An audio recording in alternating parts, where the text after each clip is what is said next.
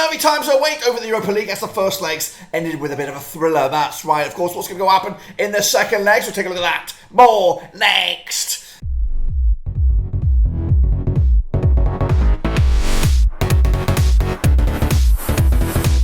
That's right, folks. Back once again on our prediction video. Today we'll take a look at the second legs of the Europa League, of course, with the likes of Man United, Juventus, trying to keep their European dreams on track. Of course, we'll take a look at all of it in a second. Of course, if you're new, where you've been, smash the old subscribe button. Bang to all things Europa League related, Rovers related, world football related. We're going to all here, boys, under one roofski. That's right. Of course, it is advantage Juventus at the moment, of course, but Man United threw it all the way at the end there, of course, against Sevilla. Of course, what's going to go on in those second legs? We'll take a look at it, all of it in a second. Of course, people shout about VIPs. They are, of course, the patrons. Of course, you know who you are. But let's get cracking and have a look at what we're talking about. Of course, these were the first legs right here, right now, of course.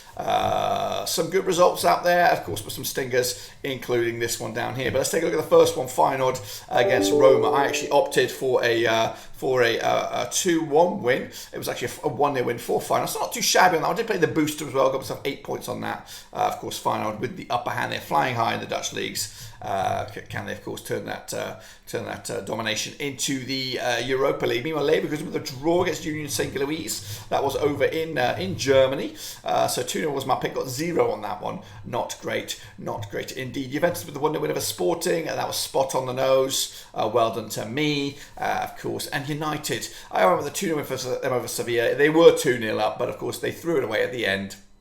2-2. Absolute calamity as well. Got myself 16 points on this. Not great. 15 points, I would say. I was going to say that doesn't add up. But anyway, of course, have a look at how that fared in the old league itself. Mid-table, I'd say mid-table. Nico ZT with 19 points. Let's have a take a look at how he got on. Of course, opting for a 1-0 win for Feyenoord. He got that one spot on, 9 points for that. He opted for a 1-0 win for Leverkusen over Union Saint-Gilloise. It was a draw there. He copied me with a 1-0 win over Sporting. I got an extra point there. First team to score. Yeah, he went out. He's gone out with the extra bit there. Nico ZT with a 1-0 win for United over Sevilla.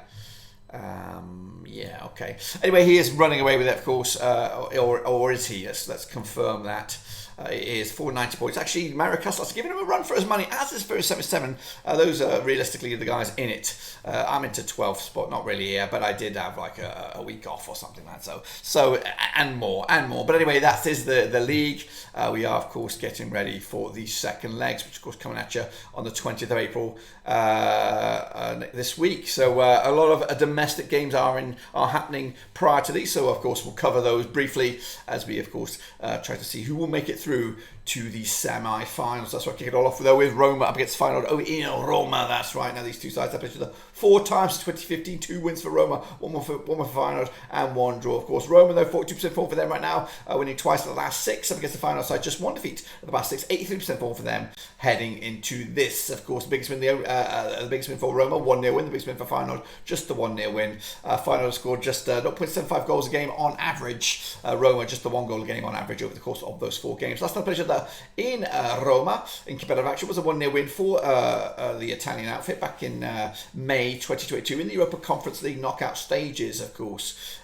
So they fancy the chances on this one. Roma taking on, of course, Udinese. They're expected to win that game. Of course, Feyenoord taking on Cambuur on the road. They're expected to win that game as well. The odds right here, right now, we have 11-10 on is your Roma, 12-5 is draw, and 16-5 is your away win here, which is, of course, Feyenoord. I'm back in Roma to win this one. I've got to go 2-0. It is the popular vote. That will be enough, I believe, to send the Italians through the Dutchies out. Of course, next, of course, we have Union Saint-Gilloise up against Bayer Leverkusen coming at you over in La Belgium. Now, these two sides have played just the 1 time. Of course, Saint-Gilloise unbeaten in the last 8 games, 83% form for them right now. Leverkusen unbeaten in the last 10 games, 92% form for them, of course. They did pick up a draw over in Germany last time around. And, of course, Union Saint-Gilloise taking on Sering in the Juniper League in Belgium. Of course, they're expected to comfortably win that game. Leverkusen taking on Wolfsburg in a bit of a tight game, which could go either way. The odds, though, for this game and this game alone is, of course, 5-2 to Saint-Gilloise, 11-10 is Leverkusen, and 12-5 is the draw. But the popular vote was a 2-1 win for Leverkusen. Leverkusen. I'm going to go with a 1-0 win for Leverkusen. And that will bring enough as well to put them through to the semi-finals, I think. Next up, of course, we're Sporting Lisbon up against Juventus, of course, probably one of the games of the day. Of course, coming at you over in Portugal, played each other 4 times, 2011, 1 for Sporting, 2 for Juventus, 1 draw. Of course, Sporting, though, just 1 defeat past 6, 75% form for them right now. Juventus, though, coming to this on 75% form for them, also 1 defeat at the past 6 games. Over the course of those 4 matches, 1.25 goals a game on average for Juventus, just 1 goal a game on average for Sporting on this one. Last time I played over in Portugal, it was a 1-1 draw. That will not be good enough for Sporting on this one, of course. Juventus taking on Sassuolo this weekend. They were expected to win that game on the bloody road. Sporting taking on Arioca at home, and they're expected to win that game as well. So back-to-back home games. Of course, the odds though for this game over in Portugal coming at you on the 20th of April. 11-8 is just Sporting. 9-4 is the draw. 11-5 is your win. It's quite tight at the bookies' odds. Sporting just about favoured to win this one. I'm going to go 2-1, which of course I think mathematically will send Juventus through on away goals if those count.